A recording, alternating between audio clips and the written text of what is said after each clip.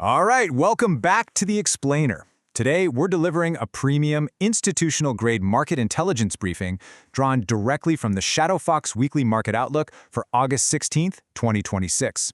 We are piecing together the market's current architecture right now, focusing heavily on macro regimes, underlying volatility structures, and some absolutely crucial equity plays. So let's dive into our top-down scan. Here's our agenda for today. First, we'll hit the macro snapshot and market regime.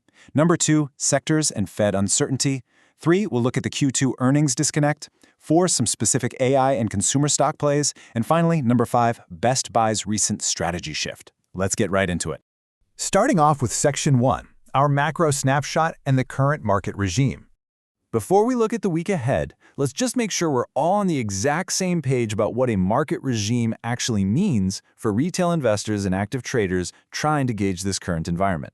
You see, a market regime isn't just whether the S&P is up or down today. It's the prevailing environment. It's literally the water we are swimming in, dictated by volatility structures, cross-asset evidence, and institutional hedging behaviors.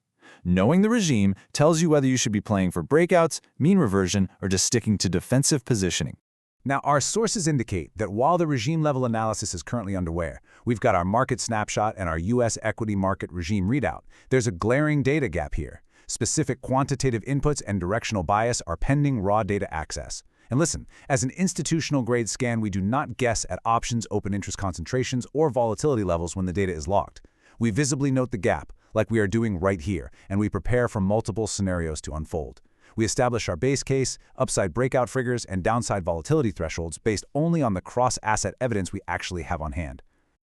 Moving right along to Section 2, sectors and Fed uncertainty.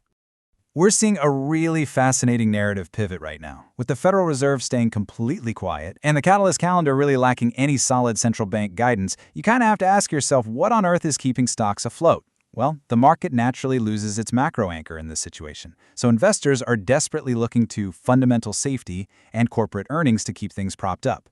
This is a classic regime transition. Without the Fed spoon-feeding us forward guidance and dictating the risk-free rate narrative, capital immediately rotates to seek out tangible balance sheet strength. And that brings us directly to the broader index internals. We absolutely know a rotation is happening as investors flee that Fed uncertainty. But, as you can see, our S&P 500 sector performance breakdown currently has another data gap. Whether capital is crowding into defensive sectors, cyclical value, or large-cap tech remains the big hidden variable for the week ahead. Pinpointing whether this leadership is narrow, broadening, or just fragile is going to be absolutely critical once those sector heat maps and breadth visualizations are fully unsealed. Okay, Section 3. Let's talk about the Q2 earnings disconnect. This is honestly one of the most glaring anomalies in the current market environment. We are seeing a historic Q2 earnings season, right? But the share price reactions? Completely disconnected. This is where market structure gets incredibly nuanced. A company can post absolutely historic, blowout quarterly earnings, and yet the share price reaction just flatlines. Or worse, it violently sells off. Why? Because in a high-tension market regime, pristine earnings might already be fully priced into the options market via elevated implied volatility. Once the actual news drops, the subsequent volatility crush can drag the stock down regardless of how good those fundamental numbers actually are. All right, stepping down to the micro level with Section 4, AI and consumer stock plays. Our document scan specifically flags Palantir, Warby Parker, and CHWY as consumer and AI plays to watch. What's exceptionally interesting here is the barbell strategy this implies. On one end, you've got a pure play, high beta AI and data analytics firm like Palantir. And on the exact opposite end, you've got pure consumer-facing e-commerce with Warby Parker and CHWY. This suggests a very specific thematic crossover where AI infrastructure is actively optimizing retail margins, and this is happening alongside a broader basket of unnamed, quantitatively selected small caps. And the momentum underlying this crossover, it is just incredible.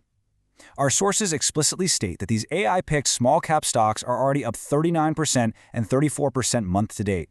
I mean, think about that for a second in the context of the broader market uncertainty we just discussed.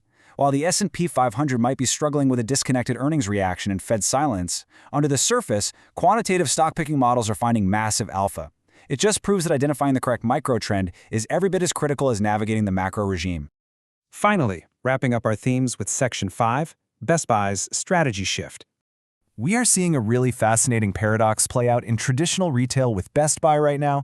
To keep growing, the electronics giant actually wants to go smaller, literally.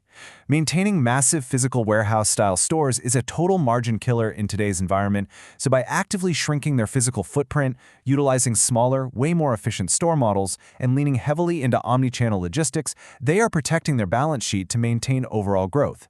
It's a brilliant efficiency play disguised as a contraction, and it gives us a great ground-level view of exactly how companies are adapting to survive right now. So as we wrap up this explainer, you really have to ask yourself a tough question.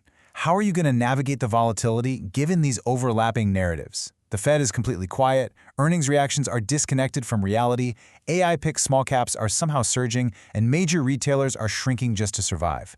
When those pending data gaps regarding the market regime and sector heat maps are finally unsealed, which side of the trade will you be on? Keep your risk managed, stay focused on the structure, and I'll catch you in the next explainer.